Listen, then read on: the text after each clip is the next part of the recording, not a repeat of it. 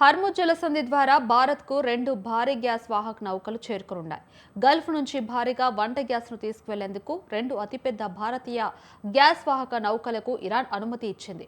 ఒక్కొక్కటి 45,000 మెట్రిక్ టన్నుల చొప్పున మొత్తం 90,000 మెట్రిక్ టన్నుల ఎల్పీజీని బీడబ్ల్యూ టైర్ గ్రీన్ సన్వి అనే గ్యాస్ ట్యాంకర్లు మోసుకొస్తున్నాయి. గత కొన్ని రోజులుగా ఈ 2 నౌకలు పరీవియన్ గల్ఫ్లో ఇరాన్ అనుమతి కోసం వేచి ఉన్నాయి. వీటి రాకతో భారత్లో గ్యాస్ సరఫరా ఒత్తిళ్లు తగ్గనున్నాయి.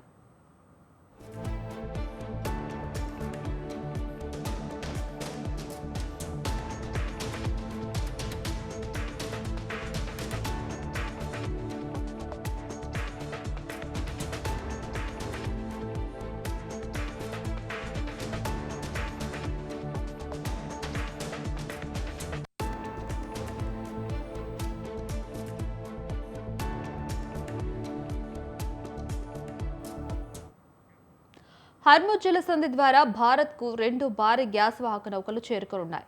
గల్ఫ్ నుంచి భారీగా వంట గ్యాస్ను తీసుకువెళ్లేందుకు 2 అతిపెద్ద భారతీయ గ్యాస్ వాహక నౌకలకు ఇరాన్ అనుమతి ఇచ్చింది.